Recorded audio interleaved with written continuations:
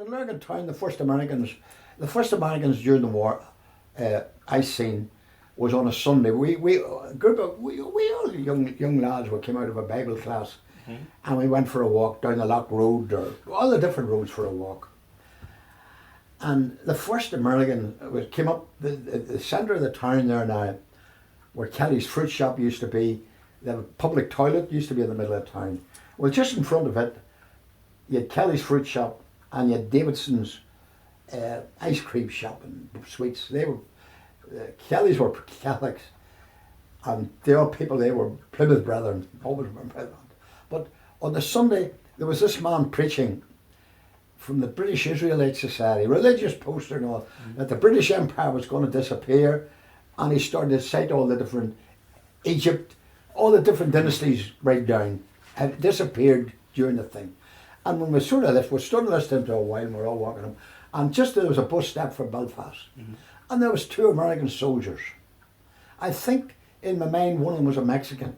He looked that way, you know what I mean? And I wanted to know how we could get to Belfast. Well, we could say the station was down in William Street. We don't know about trains was run, but we left them there, and that was the first time I ever seen an American soldier. One night when we were at the first thing, the Americans took over the church hall in Queen Street. One Sunday night they brought all us kids in, and Billy Gilbert, the American film star, was there. I forget who the honey bunch was with him. She was a blonde. Oh, I remember. Names are starting to evade me. But she was there, and they fed us with donuts. We never had donuts, and candy, and sweets on the front row, and Billy Gilbert and her and the party of American entertained everybody. But the other way, the Yankee soldiers played poker, and when they run out of money, they would have sold you a revolver for 5 shillings. And there was a wee bit of dealing going on. At that time, American revolvers being bought and sold and passed on. Now what I'd say to that, I know that. And the tins of fruit, big tins of fruit, they give it to them. But that was Lurgan during the war. And in High Street, Buckley's had a petrol filling station. And if you went on up a bit towards Bengal House on that side, Buckley's had built 2 new houses. And the American Army took them over for officers, as they did with Donnelly O'Neill's pub down opposite the War Memorial in Lurgan. Above the pub, the American officers were stationed. There's a wee short snip on that. And we were young men, but whatever way they built the house, there's a wee ledge out, the brick down and then a wee ledge, and you could have stood on the ledge and looked in.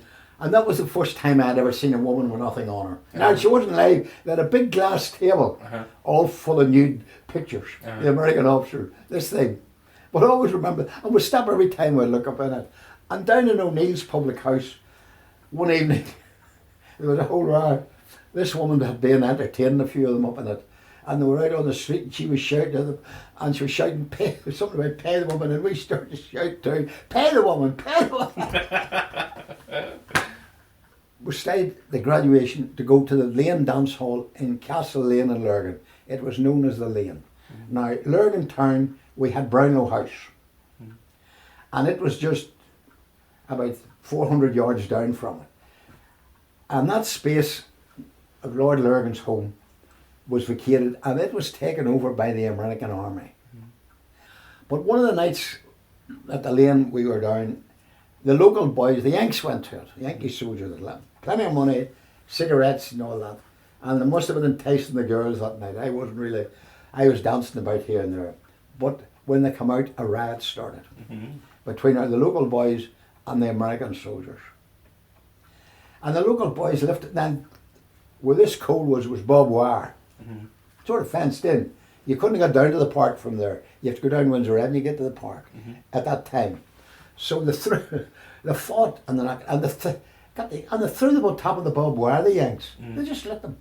And within post 10, 15 or 20 minutes, the American people came from Kilcassock House on the Dromore Road, out the Dromore Road, the Kilcassock House. I think it belongs to one of the big bakery companies now, the farm. But the Yanks were stationed. Eisenhower camped there.